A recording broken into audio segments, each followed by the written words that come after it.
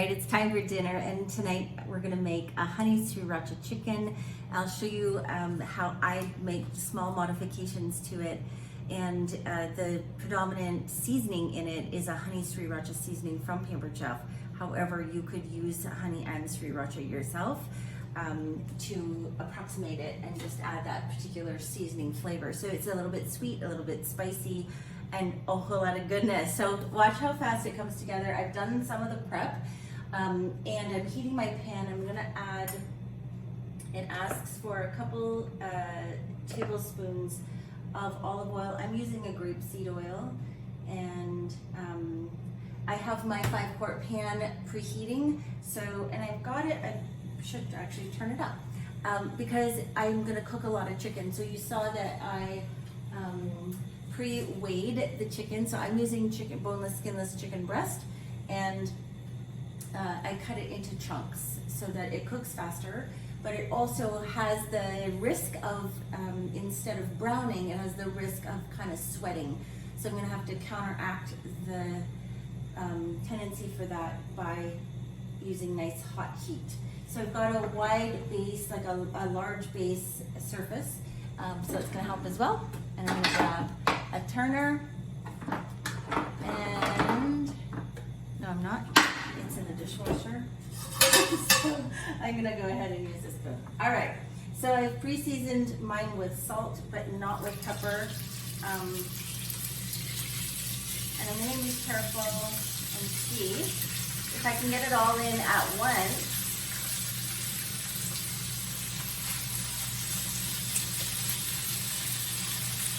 I'm gonna do it in 2 batches because you can see how that's not completely covered, but in order for it to brown, I can't have it completely covered. So let me just get it spread out somewhat, and then I'm gonna stop poking at it and let it just brown. And again, the oil is going to help brown it. All right, so while that's browning, I'm going to prep my vegetables. I have some broccoli here, and I need to thinly slice an onion, and I'm going to, rather than cut it in half moons, I'm going to cut it into wedges. So I'm going to cut it like a fan. The reason I'm doing this is because it's less stringy, and one of the things that I've discovered that people dislike about onion is the stringiness, and so when you cut it this way, it tends not to act the same way. So if it doesn't specify, I'm going to slice into lengths. So I have my onion waiting, and then I'm going to go ahead and flip my chicken. Let's just check it and see what it's looking like. Let's check the bottom. It's nice and brown, so I'm going to go ahead and turn those over. I'm using the small tongs, small chef tongs. And I find that they're really maneuverable, which is what I like about them. They are a bit short, so in some, if this were on the barbecue or something, I'd use the longer ones.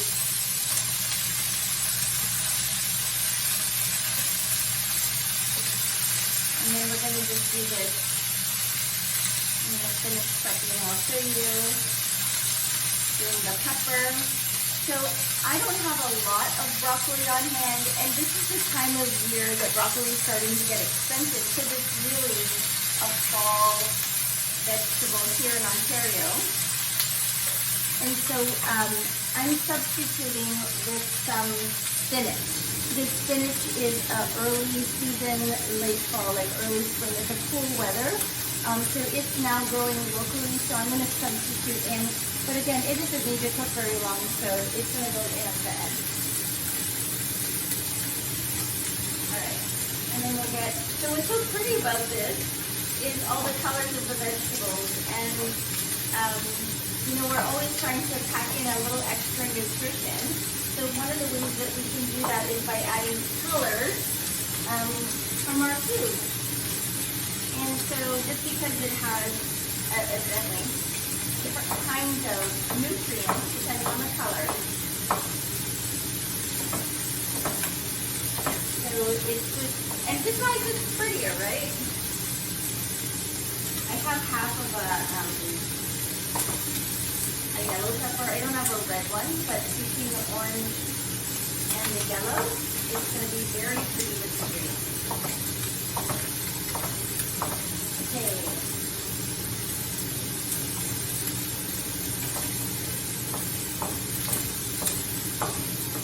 So one of the things I'm appreciating right now is the fact that I just honed my chef's knife. It's nice and sharp. One of the things with peppers is they can be awfully hard just to cut through the skin on the back of them. So if your knife is not sharp, you end up doing a little more work than otherwise you would need to. Alright, so I'm going to go ahead and remove this. Not fully cooked, but I just want to brown the rest of it. I'm using the scooping drain. There's really no oil left. I'm going to need to add a little bit more oil for the next batch. So there's another, just a little bit more. So I'm using a grapeseed oil today, which is a high heat oil. And it's good for frying, and it's also a healthy oil. It doesn't degrade at higher temperature, and it doesn't smoke.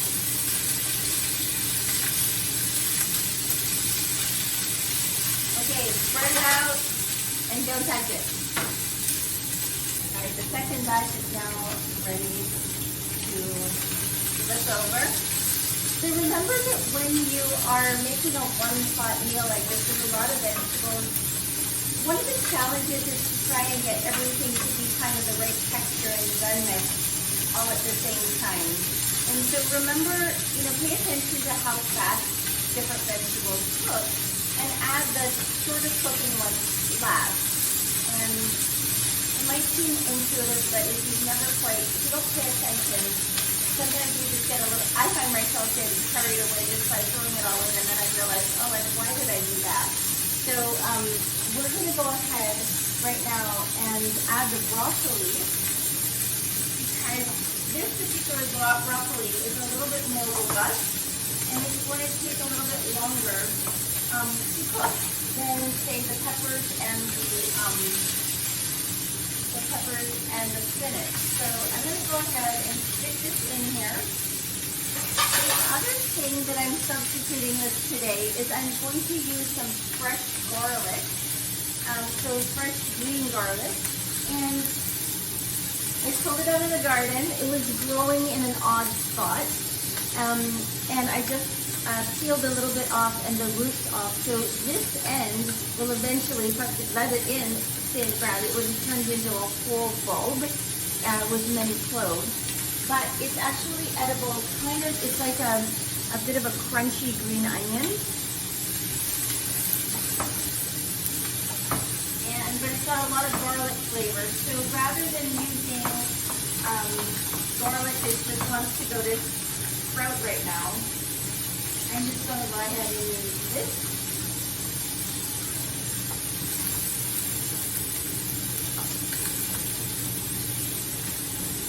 Get it all chopped up, and we'll put that in as well, because it takes a little bit longer to cook. And get it in the bottom, stir it around. You can see that it's all turning really bright green right now. So I'm going to put the rest of the vegetables in,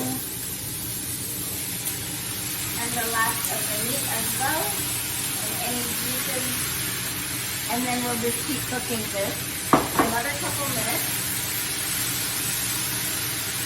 Stir it around so you can see how pretty it is.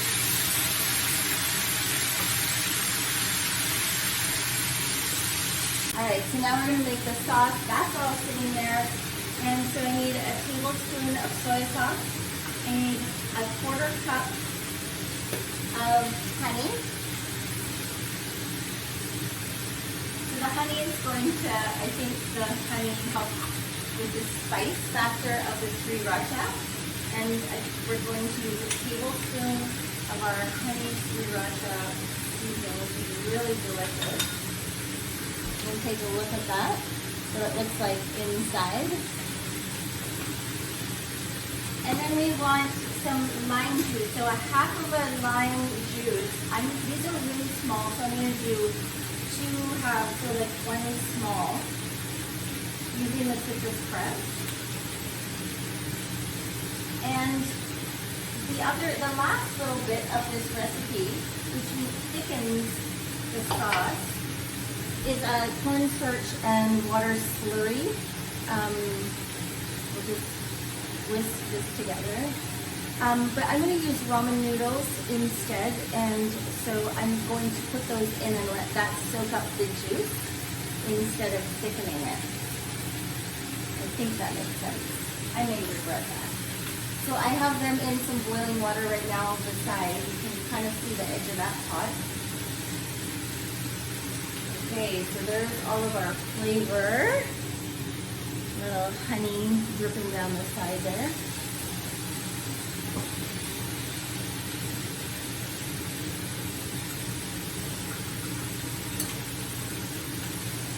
Okay, can you see how beautiful this is? Kind of hard to show you, but there's no extra liquid on the bottom. It's browning. So I kind of need it all to come together right now.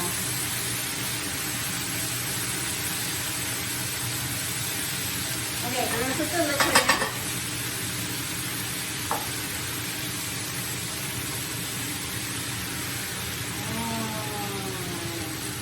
I love how it all goes quiet. It's kind of like when you serve dinner, and it's really good, and everyone's hungry, which is a good combination to have, of course.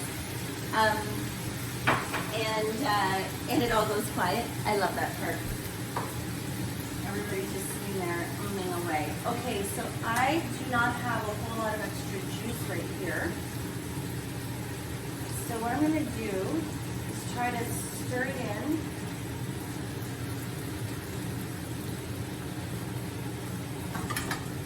Okay, and I'm going to put the lid on.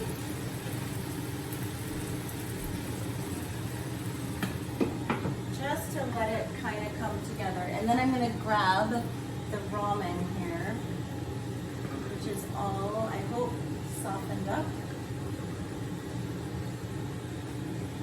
It's supposed to cook for a minute. I'm not sure if I did that. You can't really see it, but okay.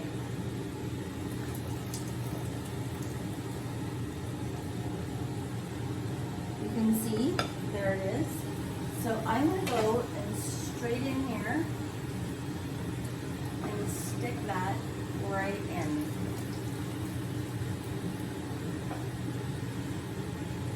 And then I'm going to try and get it at the bottom so it can soak up all those flavors of the sauce and add just that little part that everybody loves. Okay, I have it all. There we go. Oh, one little last noodle. All right, let's see what we have.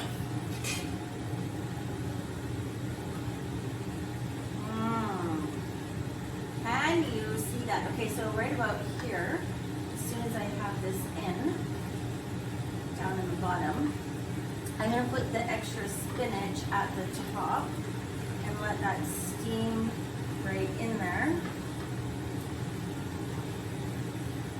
Yummy. Oh, it smells really good. Okay, so I bought this from one of the local farms. A little extra this time, and it is a little bit larger. So I'm just going to rip it so you don't get too big of a chunk at one go. And there we go. And then I also have some baby spinach. So we'll throw some of that in here. This stuff just kind of disappears, but it's such a pretty green color and it's all full of goodness. All right.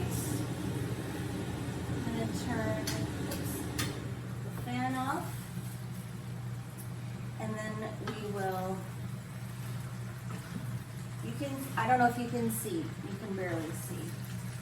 I'm going to show you here in a second. there's really no extra juice in the bottom. So the ramen noodles have soaked up any extra, it seems. And there we go. Pull it to the surface so you can see, and it's ready. So to serve this, I'm going to serve some extra lime juice on the side. So just cut those into wedges. Turn this burner off. My meal is done. That is what it looks like, all steaming hot, lots of flavor. You could put some Sriracha on the side if you want, if you like it even more spicy, or you could put some of the seasoning on the side as well. And I'm gonna store mine in the insulated bowl till everybody's home for supper. It'll still be piping hot, and I'll show you that in a second.